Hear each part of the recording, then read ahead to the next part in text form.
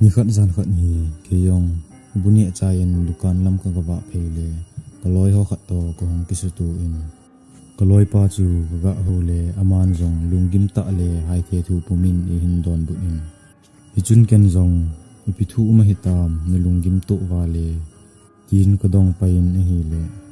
aman jong mo al kino tim tima lam ki hin zot le kalel hi buwi hin ti hi chun kaloi pan kalel wa le in ge ne hin ki hlon pin atin ke ni jong kaloi pa in lam chu ko zon hlam tai lampi ka zot lai hlona chun kaloi pan jong bai thi hla hi ta sanem e hin dong tin e hin dong e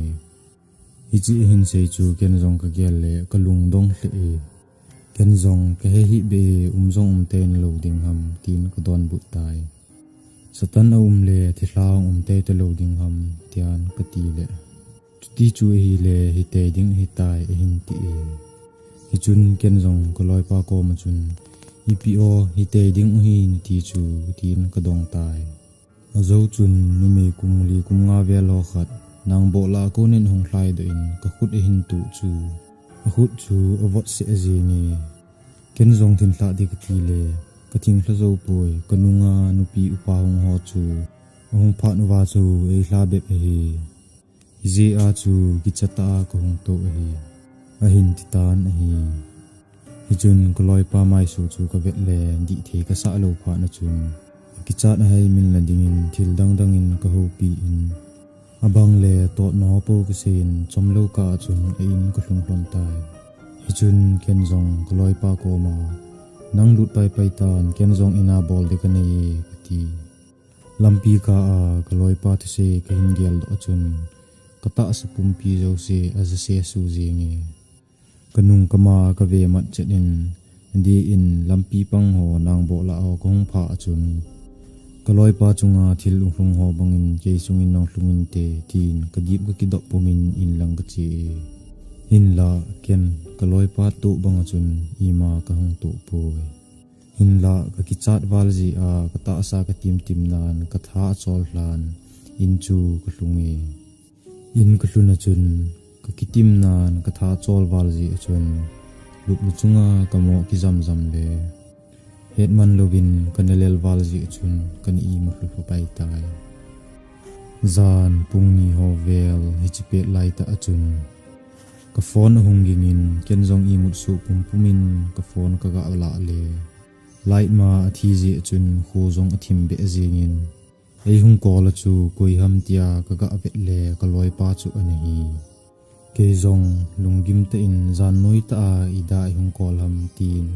lungim te in ka phone chu ka pick up in hi le kaloi pa chun gul pa in ti ken zong ipi ham ka ti le ka in mai wa mi awa le le tabangin ka he hung tin lungsit te in hung pheyo hin ti tan hi chun ken zong na ki chat wal ji a gelo loading ni gel hi taw na paten ki manin lang imutan katin phone chu ka that pai pai tan hi alang khana kaloi pa imut theilo chula ka hepun room thim le lut chunga ka ip mu chu ka gel gel le kaloi pa thil tu ka gel le ke zo chu imu theilo win ka tai abang le lup na noi chunga an hen lang ki he do da le ka hin tin abang le ka blanket hong ki ho do le ka tin ka lungim hle zole kaloi pa hung khoi bang chun ke jong e hung khoi te tin ka ti za hle e ke la ke jong ka ki hlemin ke jong ka gel gel le ka ki chawalin blanket ka ki hu humin ka ti ulung levin blanket chu ka chun salin ka tai ta ka ki chat wal ji chun ke jong het man lovin kani mu hlutan hi jingka ho hung wa hla chun kaloi pa ko min ke jong agang lamin ka che phei ta na hi le a in ka hlun le anu chun pa ma chun pum na pun na phovin anu ko ma chun kaloi pa chu ka ga dong in hi le anu in na loi pa chu dam thim lo wa hi le kilo mi en ti i chun ke jong kaloi pa ru ma chun ka lu nin hi le kaloi pa chu a ki chat wal ji ham khat jong hin tin a khu jong an si do leu tan hi chi pet ta achun chupet da achun anu hong lu din boy na loi pa hi hospital a anapui ngap o ahung tin anu in keizong office ka chi lo kho e ahung titai ken zong hengi anu anupui na ngi katitai anu apot do achun ken zong kaloi pa ko machun gulpa na ha ki su chat wala na tizat wal zi a na lung na ha gial wal zi a na dam mo do hi kati pi e kaloi pa chun zan na na lo zi a ima na het lo hi zana chu room window apa mi khanin e vet jing he a hin titan hi ken zong ima dang se be talovin kaloi pa ko ma thodo in lang anaki su thengin lang an im ho anaki ni ado hi zong an in ching ka ting ka hung hlun phat le hospital a ka hung to phat le hospital chi heti ka tin kong po do tan hi chun ke zong ka ki su thengin an ho ka ni zo phat in kaloi pa te in lama chun ka chi phein kaloi pa ju to hospital a din ka chi phei hlon tan amun ko tlun hlon chun doctor pa hung nai lo ji chun ke nin zong apolamin ka nga hlone chom khat zovin ambulance hung ki tolen ke nin zong mi hung pu ham tin ka ga vet hlonin hi le ambulance sunga chun koima to hlon ko mu lo phat win adam lo apu do gut jinte ti ka ti hlonin ambulance ko ma chun doctor pa nga to kopin ka ding hlon tan hi chom khat zovin hospital sunga ko na chun chapang khat pun ka nga ki po ki tum hung pom do ovin akoma in sung mi te ka le mau ka mu hlona chun hung pom do chu mi thi hi ka he hlon tan hi chi hung pom do chapang chu ambulance sunga chun aluk sa ovin achun naw pu na khial pi pe na chun kaloi pa chun chapang nu lim chu anu mu man ambulance ki tol do zo chun kaloi pa hin thim te in ka ko ma chun gol pa tua kamu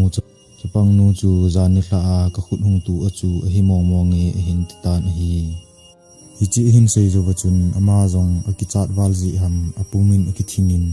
ding zo to to lovin apumin ata sa chu ongoi hlan hi chun koloi pa chu ken zong mun khat in ka to sa in nar so chu ko kovin hi le ama ho chun koloi pa chu mun khana to lu pai pai ta win hi chun chom khat zovin doctor pa hung hluna chun